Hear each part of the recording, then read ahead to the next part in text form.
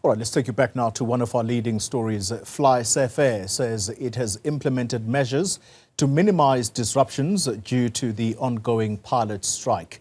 More than 200 pilots have downed tools after failed wage negotiations at the company, offered a 5.7% increase.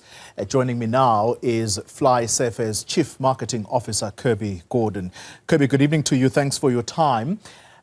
Your message first to the passengers who were deeply affected by missing flights today and or connections. What's your message to them? Yeah, absolutely. Look, it's with deep regret that we had to cancel some flights today. Although we had commitment from several pilots that they intended to operate these flights, we had a number of them withdraw from duty late last night, which obviously was entirely unanticipated. And so as a result of that, we were forced to cancel 26 of our 174 flights today, leaving a number of people with other needs to find other options to get from A to B. Of course, we sincerely apologize to those customers for this. And I know our teams have been working tirelessly through the day to ensure that they're there to support these customers, to get them onto later flights of ours or partner airlines, or of course to expedite refunds so that they can fulfill their travel obligations. And again, we just reiterate that apology and thank them so much for their kindness and understanding and patience as we walk this important and difficult journey. Just quickly on the passengers' plight, you're saying you're processing refunds. How long should they wait for till they receive their monies? I believe most of them have already been processed on our side, so it's just a matter of bank clearing, but there may be a few that still need to be run through the morning. All right. As things stand, it looks like this strike is going to be a 14-day strike stemming from your 7-day lockout. The pilots say, actually, this is now going to drag on for 14 days. Is this going to get worse before it gets better? Well, maybe I can just clarify a few facts on that stance. At this stage, we have, I think, just over half of our pilot base that are actually actively flying. That includes non-unionized members and union members who are not participating in the strike. The union actually represents about 200 of the employees, but not all of those employees are actually striking. So the number is a little bit smaller. As it stands, the union has declared a 2-week strike off the back of a defensive lockout. A defensive lockout, for those that don't understand, is just when a strike is actually called, the company has the opportunity to say, we are effectively locking you out, but you're already out, so it doesn't really make a difference. But here is a gate, here are terms by which we will allow you to come back into service. And that's where so many of those union members have come back into service and have been flying today. So that's the matter there. We really hope for a swift resolution. Look, the reality is that we remain firmly committed to nurturing a very positive and respectful relationship with our pilots.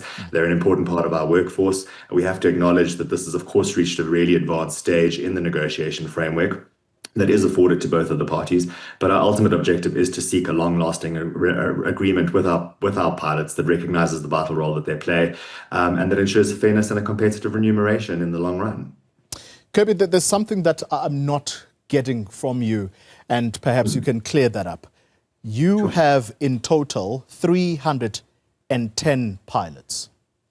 And yes, just over 310. Just over 310. The union represents 200 of these. Correct. Yes. That represents 2/3 of pilots. How is this not a major concern? It is a major concern. Of course, it's a major concern. The reality is that we know no one would choose to get to a process that has come as far as what this is right now. It isn't where we seek to be by any stretch of the imagination. But the reality is that the demands that are before us are absolutely untenable. The union speaks about a 10% salary increase demand. Now, if we stop and review a 10% demand in the current economy, that is already a very, very high demand. I think major corporations, banks, etc., many are lucky if they're getting 4% this year with the lower inflation. So 10% is actually very generous. But what the union's not really telling you is that that's 10% off of the base pay of pilots alone. Pilots are remunerated across a pretty complex structure. There are many other factors that come to play. flight pay, allowances, S&T, several other bonuses, several other factors. And when one actually adds up the demands that are being placed on the table, they're 20.1%. Now, these are not poorly paid people. These individuals are up top amongst the top 1% in the country. They are paid very competitively compared to other pilots in this country. They earn more than many pilots that many of our main competitors. So there's not that there's a discrepancy to their salaries in the market. And yet these individuals that earn between 1.8 and 2.3 million rand a year are demanding a 20% increase in the cost to company. It stands to reason that that's just economically untenable, and there's no way that we would be able to accommodate that and still maintain an ongoing concern. So this is the challenge that lays before us, is that we need to balance the needs and wants of these people who we deeply respect, of course, in terms of the role that they play within our organization. But by the same token, we also have to ensure that we preserve the long-term probabilities of our company surviving and maintaining the jobs for the 1,700 other people that we employ. Yeah. Finally, the longer this drags out, are you not worried that the airline will likely suffer reputational damage, particularly as it concerns passengers? I'm worried about reputational damage, but I'm worried about damage across the board. The reality is, in a circumstance of industrial action like this, no one wins. The company is suffering reputational damage, and of course, it already suffers a loss of revenue. We've proactively cancelled and shredded down our schedule going into the rest of the week and possibly some of next week in order to be able to maintain operations with fewer pilots.